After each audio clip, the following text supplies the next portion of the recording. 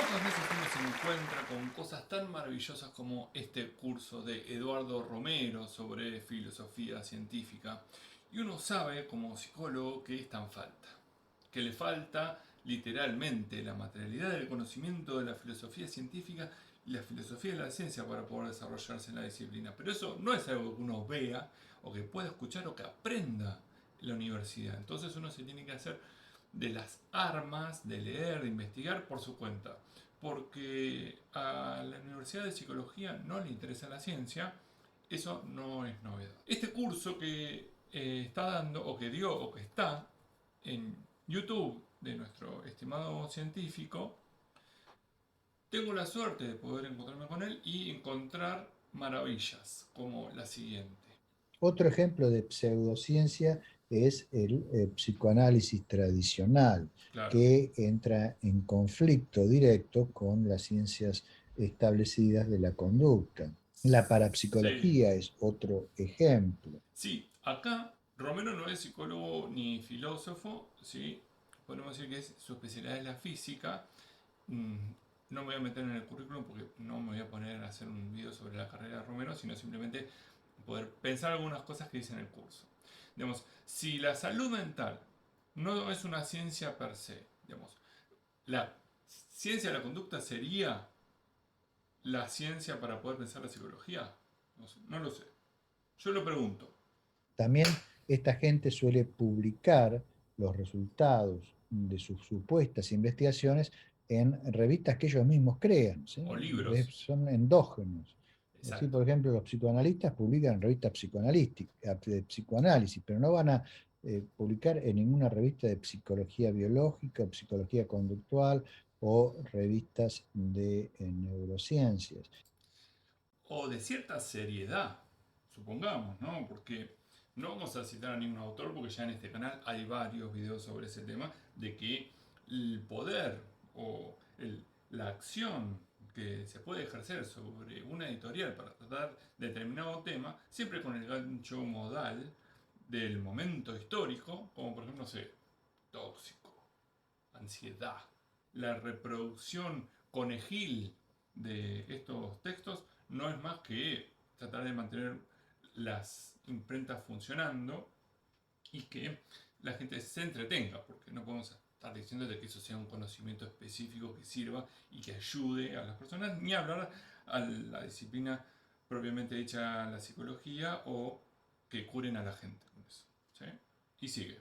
Y nunca se van a exponer a un análisis cruzado. Pero es que aparte, los psicoanalistas no se exponen a un análisis ni entre ellos mismos. ¿Sí? A ver, no hay psicoanalista que salga de la universidad pensando que sabe, pero frente a la pregunta va a decir sí, el humano es de determinada manera.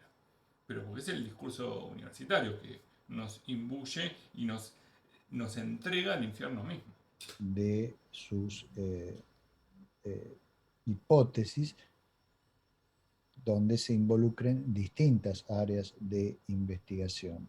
Claro, De hecho, una técnica que se suele utilizar es siempre descalificar al oponente, se lo bueno, califica de ni hablar. positivista, de cientificista, todo un montón de palabras para evitar tener que ir a una discusión más profunda sobre los fundamentos de lo que están afirmando. O tener argumentos, siquiera. Y después hay otra cosa que caracteriza a la pseudociencia, que es que repiten una y otra vez lo mismo a pesar de que están recontra refutados.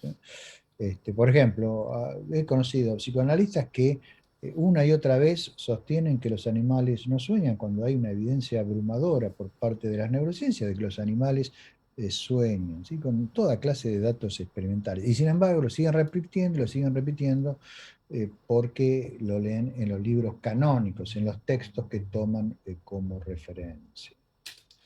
El tema también sería, digamos, ¿para qué uno querría saber qué está sonando el gato propio?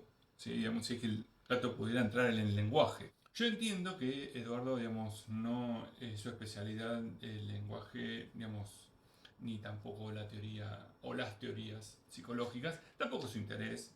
Es un curso, digamos, con una generalidad, pero con una cantidad de datos y de peso argumental superlativo. Es muy interesante. Hay que comerse las 26, 27 clases. No tienen desperdicio ninguna para cualquier ámbito de la ciencia, del conocimiento científico, filosófico, epistemológico, ontológico, de lo que está excelente el curso y la verdad que es un privilegio poder verlo y gratis. No sé, le voy a dejar el link en la descripción. Sobre el sueño en sí, habría que buscar la cita de Lacan. No sé, está en algún lado que dice que el sueño es una excusa para que el paciente hable, por ejemplo, ¿no? O sea, a mí me interesa eso porque cuando no hay asociación libre rica, jugosa, interesante como para plantear el tratamiento, suma el sueño. Pero tampoco nos vamos a sentar arriba de un sueño, ¿sí? Que es una conjunción química del cerebro como descarga, catarsis, reelaboración o limpieza de las neuronas, que vaya a hacer que esa persona construya una decisión, descubra su identidad, abogue a sus objetivos y los manifieste y pueda estar en sintonía con su existencia. Pero bueno, ese es otro tema.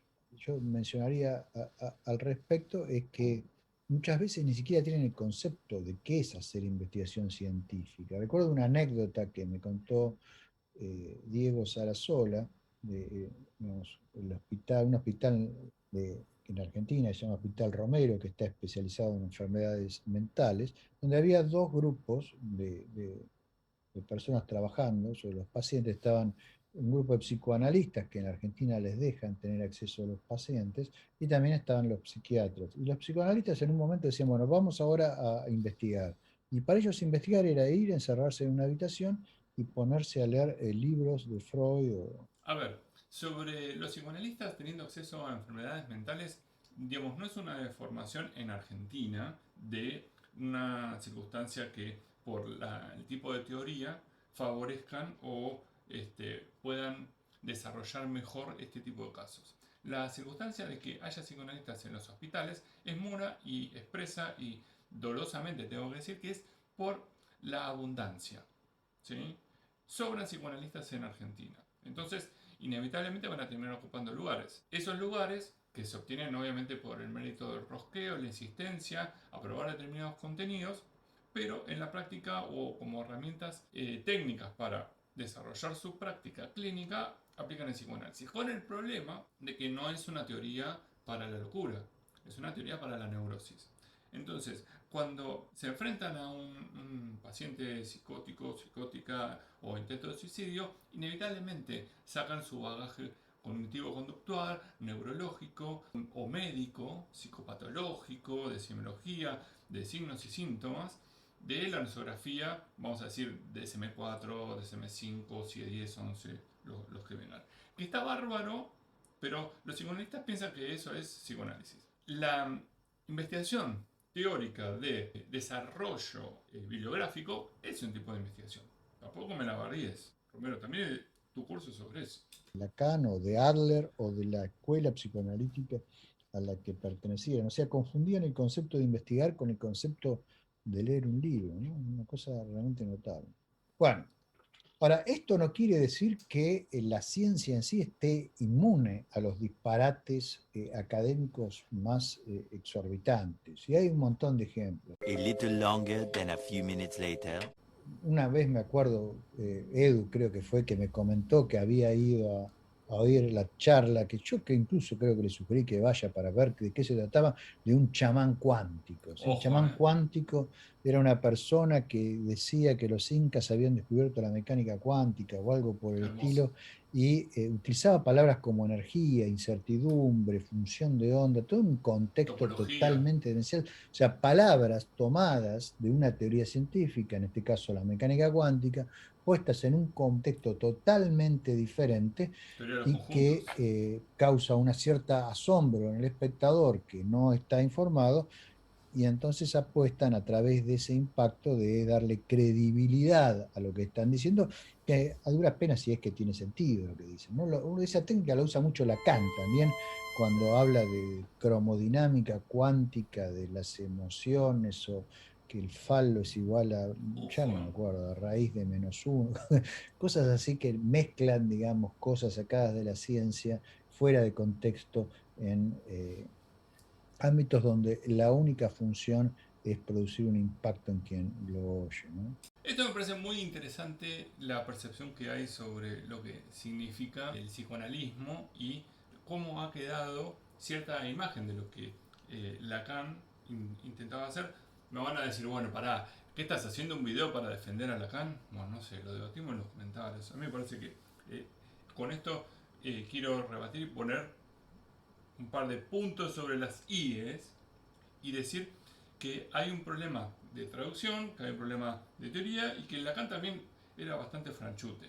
Yo porque un poco me interesa el tema, un poco me parece que es importante ir a las fuentes. El seminario 20, en la traducción de Rodríguez Ponte, donde hay transcripciones del francés que se ocupó de traducir y poder articularlas con las traducciones oficiales de Paidós, que es la mamá, la obra de Lacan, y el papá es Jacques Miller. Entonces, Romero dice las emociones. La verdad que yo no tengo recuerdo de haber leído en algún momento que Lacan dijera emoción, por ejemplo, pero vamos a buscar en un seminario, porque ya que tenemos la opción del PDF y que tiene buscador y que este texto está muy bien escrito, vamos a buscar emoción. Bueno, emoción aparece y es una nota al pie de una de las versiones de las cuales Rodríguez Ponte se valió para escribir, para hacer esta compilación. Que una nota al pie dice, por respecto, dice: mi teoría sostiene que los cambios corporales siguen inmediatamente a la percepción del hecho excitante y que en ese sentido, en ese sentimiento que tenemos de estos cambios, a medida se producen en la emoción. Esta es la 43 y en la 43 dice: ¿acaso voy a ponerme a hacer ahí el William James? Se ve que es algún dicho de William James. En el resto del seminario no vuelvo a usar la palabra, pero bueno, emociones sí, tiene que haber alguna palabra. A ver, sí, bien, otra nota al pie, pero esta ya es de Jacques Miller, es decir, de la versión oficial de Paidós. Viene sobre la nota al pie número 53, que dice: mientras que la primera de las cosas que tenemos que hacer es partir de lo que tenemos ahí enfrente, es decir, que es el decir de un otro, quien nos cuenta sus tonterías, sus embarazos, sus impedimentos, sus conmociones. Rodríguez Ponte explica, si estoy en la página 17, que hay una serie de decisiones literarias sobre la traducción y la forma de entender determinadas estructuras o palabras específicas que encuentra repetidas en Lacan, que fue lo que le dio el contexto. Decide, a partir del seminario de la angustia, donde los mismos, particularmente los traduce del último, son argumentados, donde establece en Moy, pone conmociones y turbaciones, pero en el seminario original van a encontrar emociones, perdiendo así la importancia conceptual establecida por Lacan de la primera sesión en su seminario 10, que también es otro seminario que está traducido por Rodríguez Ponte. Bueno, lo que quiero decir es que de estos conceptos, ¿sí? Como por ejemplo, Eduardo Romero también hacía referencia al tema del falo, que lamentablemente es un tema gastadísimo, es amplio en Lacan, hay bastante confusión, podemos decir que para poder explicarlo habría que hacer un curso, porque hay que investigar el concepto a lo largo de la teoría, porque tiene distintas acepciones. El tema de las emociones, está claro que me parece que es un error de traducción y que hay que pensarlas de otra manera. ¿Qué diferencias hay entre turbaciones y conmoción? Bueno, las hay. Bueno, no estamos hablando de términos porque sí, porque de hecho el doctor Romero se dedica justamente a eso, que es el cuidar las palabras y la manera de denominar y de connotar los elementos que puedan ser definitivos dentro de una teoría. Entonces, para ir cerrando, pues tampoco quiero aburrir mucho con este tema, pero me parece interesante pensar qué mal se le ha hecho a la teoría de Lacan, no solo por los lacanianos, sino por Lacan mismo, por la dificultad en su momento de lograr una buena forma de citar, una escritura, digamos, que le alcance como para poder desarrollar todo su modelo de investigación, porque desde el comienzo Lacan se dedicó a agarrar cosas que le parecían que quedaban bien y que los expertos de ese tema lo denostaban, lo criticaban, o decían, bueno, eso no es lingüística, eso no es matemática, eso no es lógica, y etcétera. Emotional damage. ¿Estoy defendiendo a Lacan con este video? No sé. ¿Romero tiene que leer a Lacan? No, definitivamente no hace falta. Aquí no hacemos esas cosas. Vamos a leer un parrafito de Lacan, ya que estamos con el seminario 20. Estamos en la página 7 de la clase 8 del 13 de marzo del 73. Esto es poco, decía, compatible con lo que es preciso decir justamente que después, hace tiempo, no cesó de proseguir. Es decir, una dirección donde el discurso analítico puede dar la apariencia de algo que sería ciencia. Pues en fin, de este sería ciencia, ustedes son muy poco conscientes. Por supuesto, tienen algunos puntos de referencia, ustedes saben, yo allí puse porque creía que era una buena etapa para hacérselos reparar en la historia. Ustedes saben que hubo un momento en que, no sin fundamento, se pudo acordar esta seguridad de que el discurso científico se había fundado. El punto de viraje galileano, me parece que he insistido suficientemente en él para suponer que por lo menos algunos de ustedes han ido a las fuentes. Ahí donde eso se sitúa, la obra de Coiré. Alexandre, desde hace tiempo, pienso, es al menos de la práctica de una parte de esa asamblea. No sé. Ojalá Romero le dé un poquito de lugar, pero la verdad que es bastante inhóspito la entrada a la lectura de Lacan sin mucha decisión y de hacer exploración, la verdad que es tortuoso. Pero pegarse una vuelta por los escritos no está nada mal, es un poquito más concreto. Bueno, con esto termino y nos vemos. Chau, chau. Vamos a bailar porque termina el video.